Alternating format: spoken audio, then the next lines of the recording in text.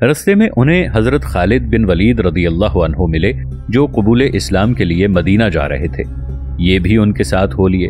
مدینے پہنچ کر پہلے حضرت خالد رضی اللہ عنہ نے دست رسالت پر بیعت کی۔ اس کے بعد حضرت عمرو بن عاص رضی اللہ عنہ قریب آئے اور عرض کیا، یا رسول اللہ صلی اللہ علیہ وآلہ وسلم، میں اس شرط پر آپ سے بیعت کرتا ہوں کہ میرے تمام پچھلے گناہ معاف کر دیے جائیں، آئندہ کی بات میں نہیں کرتا۔ رسول اللہ صلی اللہ علیہ وآلہ وسلم نے جواب میں ارشاد فرمایا، عمرو بیعت کر لو، اسلام پچھلے سارے گناہ دھو ڈالتا ہے، جس طرح ہجرت سے پچھلی تمام معصیتیں دھل جاتی ہیں۔ حضرت ابن عاص رضی اللہ عنہ نے بیعت کی اور رخصت ہو گئے۔ آپ کا کیا خیال ہے؟ حضرت عمرو بن عاص رضی اللہ عنہ نے اس یقین کے بعد اسلام قبول کیا کہ محمد صلی اللہ علیہ وآلہ وسلم لامحالہ قریش پر فتح یاب ہوں گے، اس لیے انہیں اپنی قوم سے پہلے فاتح کی صف میں شامل ہو جانا چاہیے، یا حبشہ کے زمانہ قیام میں وہ رسالت محمدی پر غور کرتے رہے اور جب ان کا دل اس پر ایمان لے آیا تو ان میں قبول اسلام کا جذبہ پیدا ہوا۔ روایت ہے کہ قریش کا ایک نوجوان ان کے پاس آیا اور کہا، اے ابو عبداللہ، قوم کا خیال ہے کہ تم محمد صلی اللہ علیہ وآلہ وسلم کی طرف ڈھل گئے ہو۔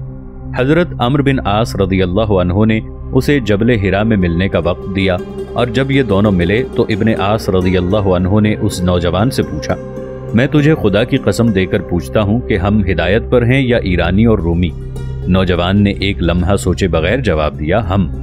حضرت عمرو رضی اللہ عنہ نے مسکت لہجے میں کہا، پھر یہ راست روی کی فضیلت ہمارے کس کام کی، جب مادی اعتبار سے وہ ہمارے مقابلے میں زیادہ صاحب اقتدار ہیں؟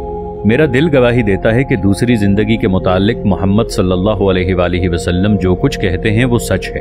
واقعی آخرت میں نیکی کا بدلہ نیکی اور برائی کا بدلہ برائی سے دیا جائے گا۔ اگر یہ روایت صحیح ہے تو اس سے حضرت عمرو بن عاص رضی اللہ عنہ کا خط فکر بالکل واضح ہو جاتا ہے کہ انہوں نے اسلام کے افادی پہلوؤں پر غور کر کے اسے قبول کیا تھا۔ اول اپنی قوم کے ساتھ وہ بھی رسول اللہ صلی اللہ علیہ وآلہ وسلم کی رسالت سے انکار کرتے رہے، لیکن جب قریش کی ہوا اکھڑی تو انہوں نے اپنی روش پر نظر ثانی کی اور سوچا کہ رسول اللہ صلی اللہ علیہ وآلہ وسلم لوگوں کو ایمان باللہ کی دعوت دیتے ہیں، جو مومن کے جنت میں داخل ہونے کا پروانہ اور اس کے دنیاوی اقتدار کی ضمانت ہے۔ چنانچہ وہ جبر و خوف کے زیر اثر نہیں، ایمان و انشراح کے رستے اسلام کی طرف لپکے، اور اسی طرف اشارہ ہے رسول اللہ صلی اللہ علیہ وآلہ وسلم کی اس حدیث مبارکہ کا کہ آپ صلی اللہ علیہ وآلہ وسلم نے فرمایا، سب سے بہتر اسلام اور سب سے بہتر ایمان عمرو بن عاص کا ہے۔ حضرت عمرو بن عاص رضی اللہ عنہ نے بہت جلد رسول اللہ صلی اللہ علیہ وآلہ وسلم کا اعتماد حاصل کر لیا، یہاں تک کہ ابن عاص رضی اللہ عنہ کہا کرتے تھے، جب سے میں اور خالد بن ولید رضی اللہ عنہ مسلمان ہوئے، رسول اللہ صلی اللہ علیہ وآلہ وسلم نے ہم دونوں کو کسی جنگ میں بھی اپنے دوسرے صحابہ سے الگ نہیں رکھا، اور کوئی تعجب نہیں کہ رسول اللہ صلی اللہ علیہ وآلہ وسلم کو ان دونوں حضرات پر اس لیے غیر معمولی اعتماد ہو کہ آپ صلی اللہ علیہ وآلہ وسلم انہیں مکہ سے جانتے تھے۔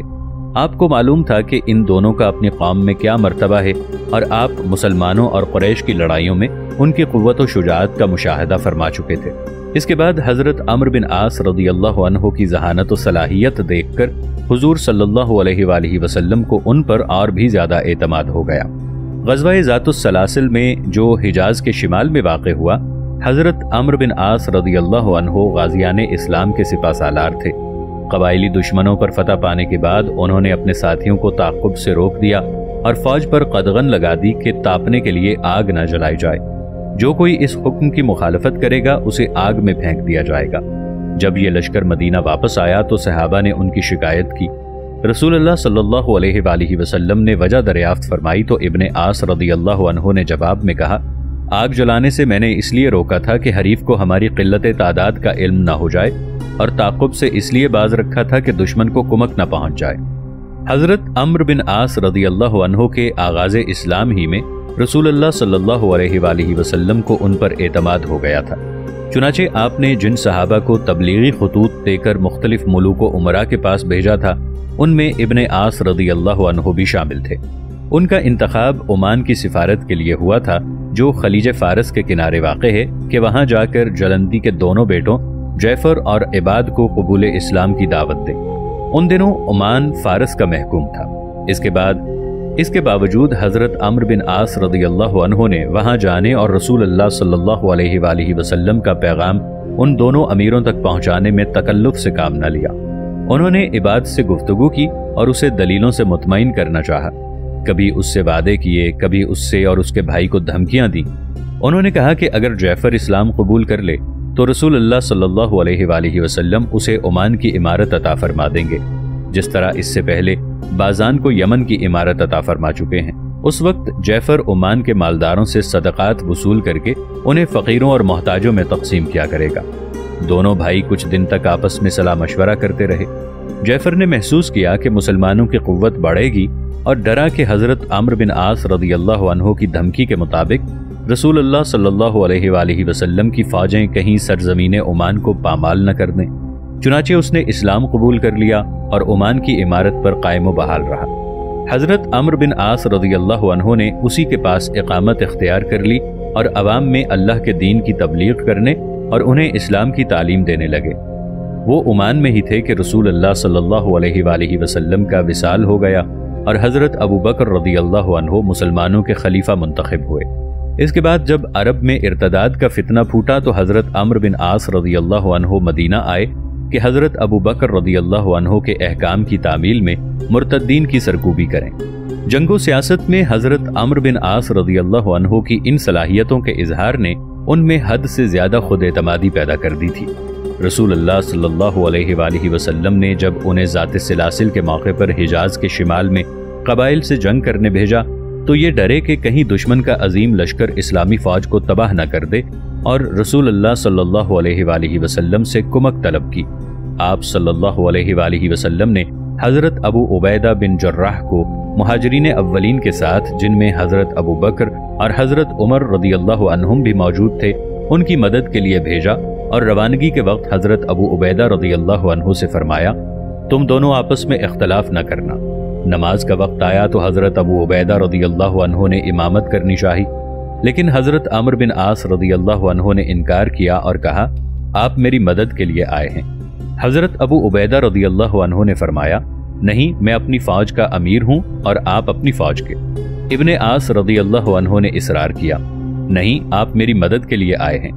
حضرت ابو عبیدہ رضی اللہ عنہ نے کہا، عمرو، رسول اللہ صلی اللہ علیہ وآلہ وسلم نے مجھ سے ارشاد فرمایا تھا کہ آپس میں اختلاف نہ کرنا، اس لیے اگر تم میری بات نہ مانو گے تو میں تمہاری بات مان لوں گا۔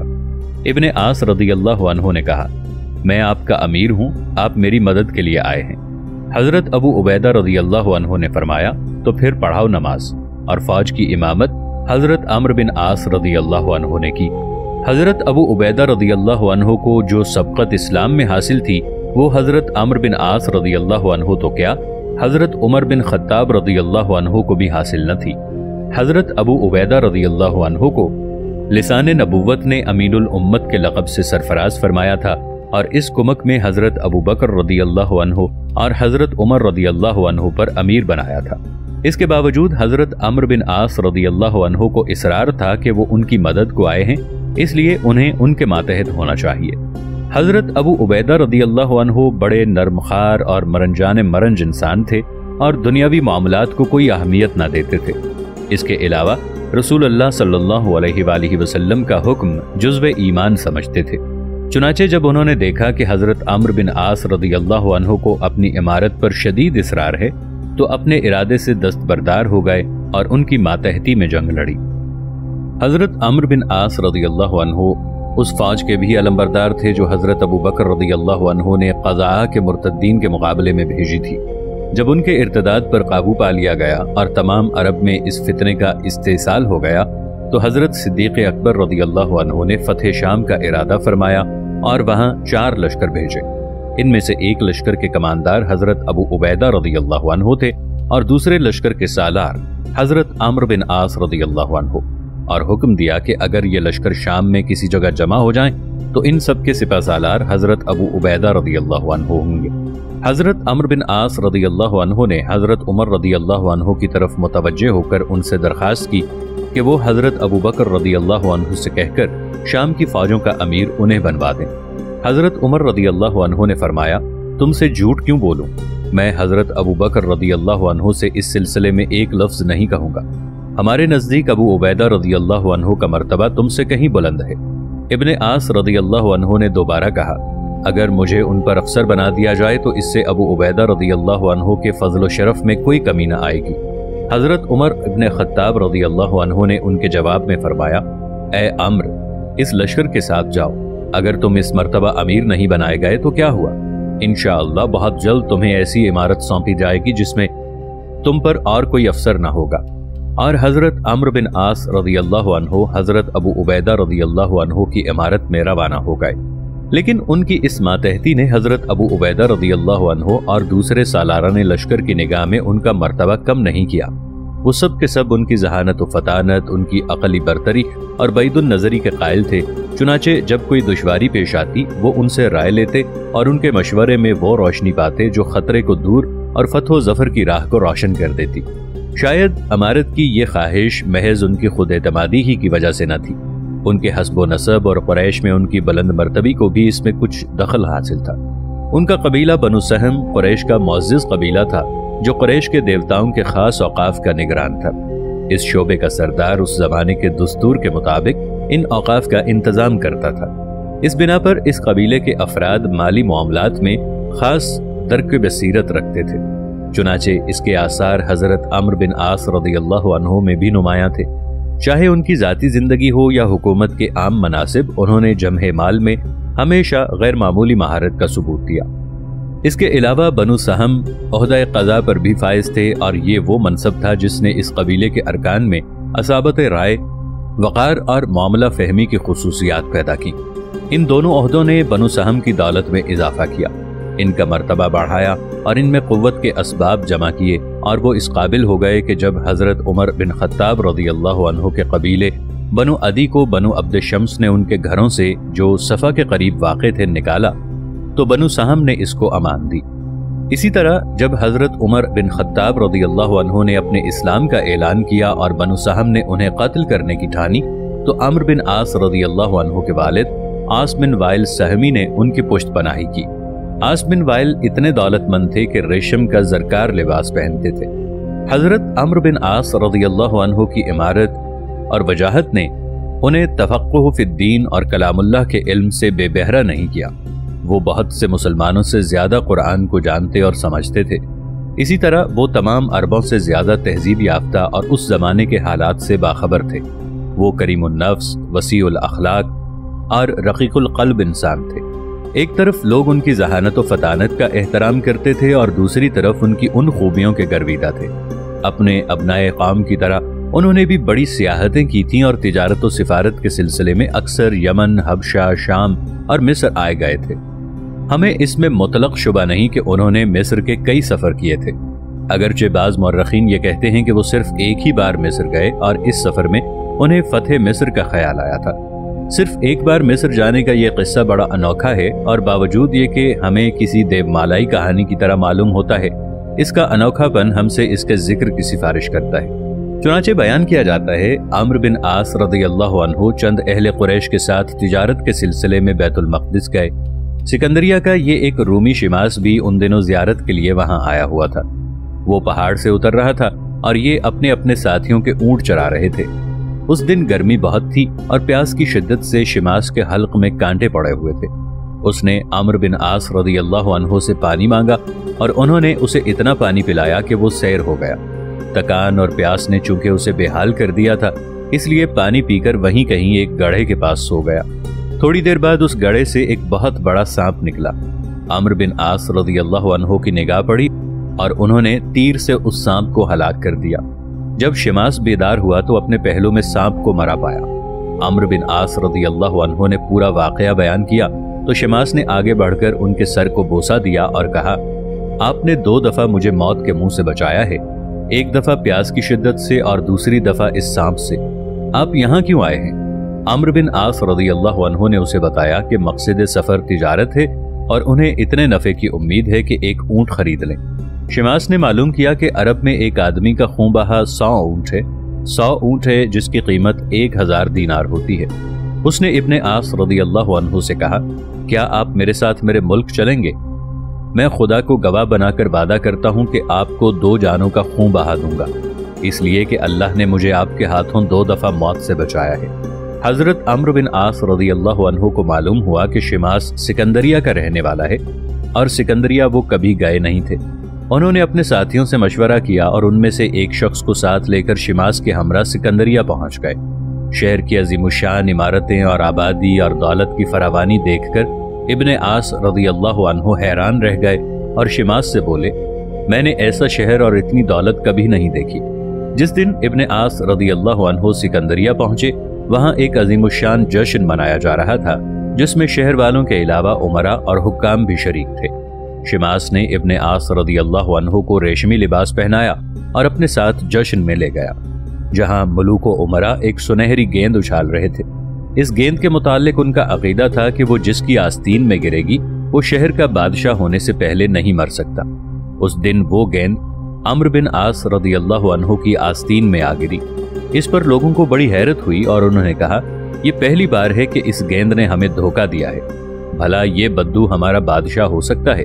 نہیں، ہرگز نہیں۔ اس کے بعد شماس نے اہل سکندریہ سے 2000 دینار جمع کر کے عمرو بن عاص رضی اللہ عنہ کو دیے اور ایک آدمی ساتھ کر دیا کہ انہیں بیت المقدس پہنچا دے۔ ابن عبد الحکم کہتے ہیں، اس طرح عمرو بن عاص رضی اللہ عنہ مصر کے رستوں سے واقف ہوئے اور انہیں پتہ چلا کہ مصر دنیا کے سب ملکوں سے زیادہ ممتاز اور دولت مند ملک ہے۔ میرا خیال ہے کہ ناظرین اس امر میں مجھ سے اتفاق کریں گے کہ یہ قصہ اپنی ترفگی کے باوجود دیومالا کا ایک ٹکڑا معلوم ہوتا ہے، جسے کسی عنوان فتح مصر کے خیال کا نقطہ آغاز قرار نہیں دیا جا سکتا۔ غالباً بلازری، مقریزی اور ابن عبد الحکم وغیرہ مورخین نے اسی روایت کے پیش نظر یہ لکھ دیا کہ حضرت عمرو بن عاص رضی اللہ عنہ 3500 فوج لے کر اپنی مرضی سے مصر فتح کرنے نکل کھڑے ہوئے۔ حضرت عمر رضی اللہ عنہ کو جب اس کا علم ہوا تو انہوں نے ابن عاص رضی اللہ عنہ کو ایک خط لکھا جس میں ان کی خودآرائی پر سخت ملامت اور سرزنش کی، لیکن ہماری رائے میں یہ بات خرافات سے زیادہ حیثیت نہیں رکھتی۔ اگر حضرت عمرو بن عاص رضی اللہ عنہ محض اپنی مرضی سے مصر پر حملہ کرنے جاتے تو حضرت عمر بن خطاب رضی اللہ عنہ کے نزدیک اس کی کم سے کم سزا یہ ہوتی کہ وہ ابن عاص رضی اللہ عنہ کو معزول کر دیتے۔ دراصل فتح مصر کا خیال انہی حالات میں پیدا ہوا جن کا ہم پہلے ذکر کر آئے ہیں اور جن کے پیش نظر امیر المؤمنین حضرت عمر رضی اللہ عنہ نے ابن عاص رضی اللہ عنہ کی رائے سے اتفاق کیا، اگرچہ اس کے بعد بھی تاکید یہی کی کہ جب تک وہ مدینہ پہنچ کر فتح مصر کا حکم نہ دیں، ابن عاص رضی اللہ عنہ اس سلسلے میں کوئی قدم نہ اٹھائیں۔ مدینہ پہنچ کر حضرت عمر رضی اللہ عنہ نے اصحاب رائے کو جمع کیا اور حضرت عمرو بن عاص رضی اللہ عنہ کے دلائل ان کے سامنے دہرا کر مشورہ چاہا۔ حاضرین میں اختلاف رائے ہوا، لیکن حضرت عمر رضی اللہ عنہ چونکہ فتح مصر کے حق میں تھے، اس لیے حضرت عمرو بن عاص رضی اللہ عنہ کو مصر جانے کا حکم دے دیا اور شریک بن عبدہ کے ہاتھ انہیں ایک خط بھیجا جس میں لکھا تھا، لوگوں کو مصر چلنے کی دعوت دو اور جو تیار ہو انہیں ساتھ لے کر روانہ ہو جاؤ۔ جس وقت امیر المؤمنین رضی اللہ عنہ کا یہ خط پہنچا ہے، حضرت عمرو بن عاص رضی اللہ عنہ نے قیصاریہ کا محاصرہ کر رکھا تھا۔ خط پڑھ کر محاصرہ حضرت معاویہ بن ابی سفیان رضی اللہ عنہ کے حوالے کیا اور خود تھوڑی سی فوج لے لی جس کی تعداد میں اختلاف ہے کہ وہ 3500 تھی یا 4000۔ اس کے بعد امیر المؤمنین رضی اللہ عنہ کے قاصد شریک بن عبدہ کو کمک طلبی کا پیغام دے کر مدینہ رخصت کیا تاکہ شام کی چھاونیاں کمزور نہ پڑ جائیں اور خود عریش کی طرف روانہ ہو گئے۔ وہ اس انتظار میں سست رفتاری کے ساتھ سمندر کے کنارے کنارے چلے جا رہے تھے کہ مدد آ جائے تو اسے لے کر مصر میں داخل ہوں، لیکن رستے میں ہی انہیں یہ خبر ملی کہ جو لوگ اور ان میں سر فہرست حضرت عثمان بن عفان رضی اللہ عنہ ہیں، فتح مصر کو نوزائیدہ سلطنت کے لیے خطرہ سمجھتے ہیں۔ ان کی سرگرمیاں مدینے میں بڑھ گئی ہیں۔ حضرت عمرو بن عاص رضی اللہ عنہ کو اندیشہ پیدا ہوا کہ کہیں حضرت عمر رضی اللہ عنہ ان لوگوں سے مجبور ہو کر اپنی رائے نہ بدل دیں اور کمک بھیجنے کی بجائے الٹا انہیں واپسی کا حکم نہ دے دیں۔ حضرت عمرو بن عاص رضی اللہ عنہ کا یہ اندیشہ غلط نہ تھا۔ حضرت عثمان رضی اللہ عنہ اور وہ لوگ جو اس حملے کو خطرناک سمجھ رہے تھے، حضرت عمر رضی اللہ عنہ کو برابر مجبور کر رہے تھے، بلکہ حضرت عثمان رضی اللہ عنہ نے تو یہاں تک کہہ دیا کہ امیر المؤمنین عمرو بن عاص نڈر اور بے دھڑک آدمی ہیں۔